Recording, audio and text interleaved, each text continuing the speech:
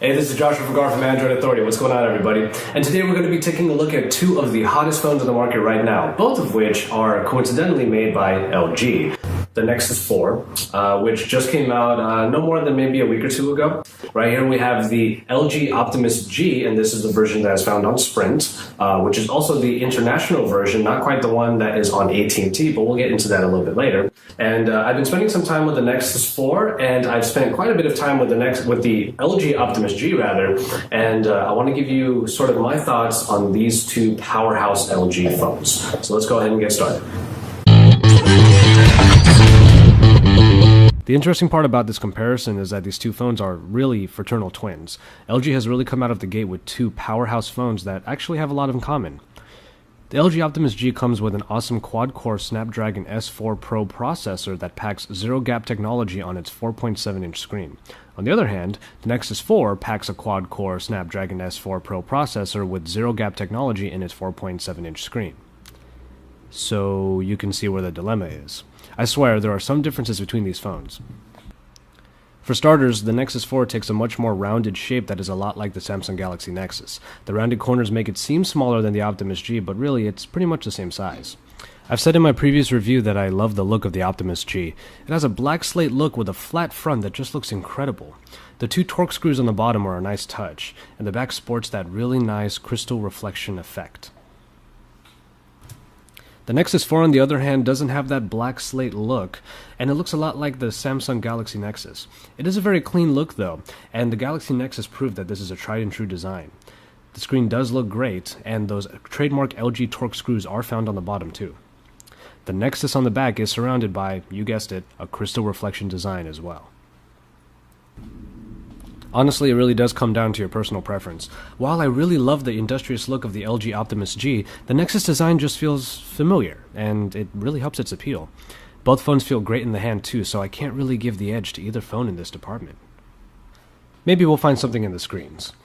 Both phones have a true HD IPS display that has zero-gap technology.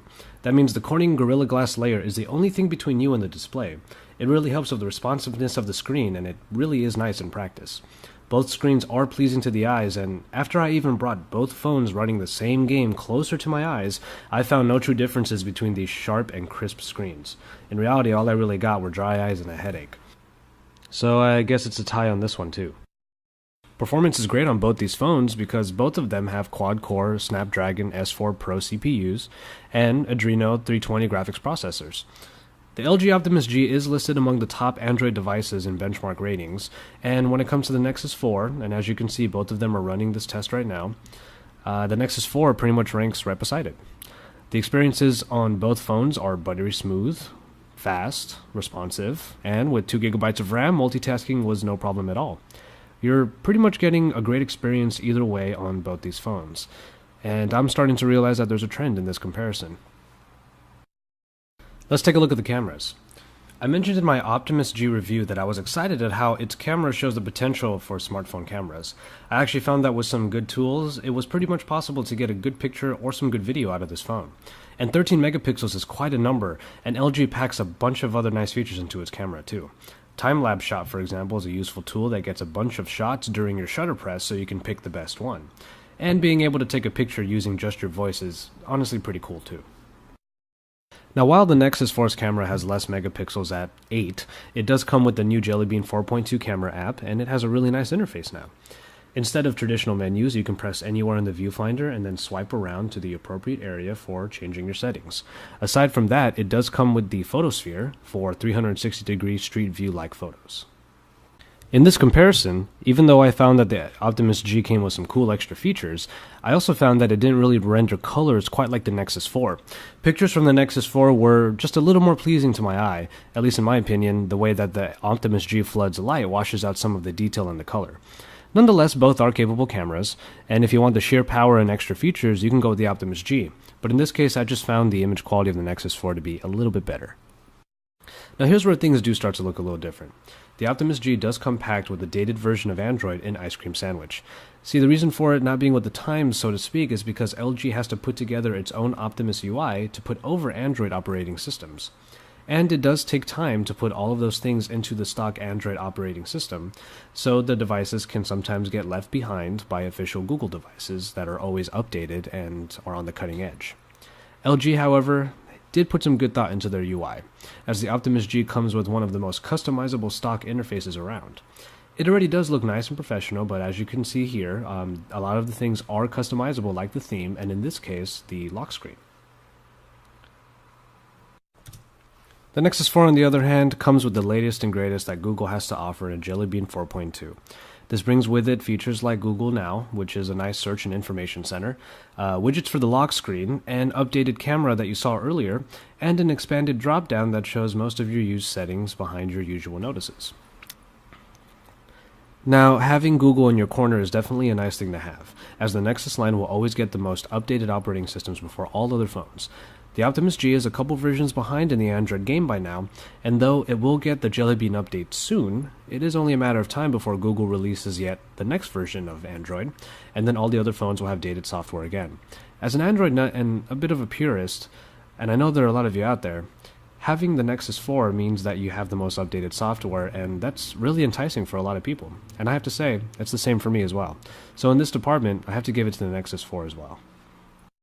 A final point of contention we'll use in this comparison is the connectivity. One of the most publicized features missing in the Nexus 4 is its lack of connectivity to 4G LTE. Instead, the phone is natively able to run on HSPA+ networks, which is not quite as fast as LTE, but it has been reported that speeds are definitely adequate enough for a majority of different tasks. If 4G LTE is really important to you, you might not get the speeds you want from the Nexus 4. So that would leave the Optimus G, since it is able to do 4G LTE, on top in this department. However, I do have to reiterate a point I made in my in-depth review of the Optimus G, that Sprint coverage is not that widespread across the United States yet. There is a definite lack of LTE in a long list of areas, and if you don't live in a spot getting Sprint's coverage, then you're out of luck on speed. AT&T does carry the Optimus G and has more coverage, so you might be able to find it there. And so, there you have it. The LG Optimus G and the Google Nexus 4 by LG. It's really tough to lean in one direction over the other, especially with these two devices because they share so many similarities. In reality, it really does come down to your personal preferences and what carrier you happen to be on. If I truly had to pick one device, however, I do think that I would have to go with the Nexus 4. With the latest Android OS, a familiar feeling to its design, and the promise of first dibs on all future updates, it really is deserving of the Nexus name. Still though, the LG Optimus G is seriously a great phone.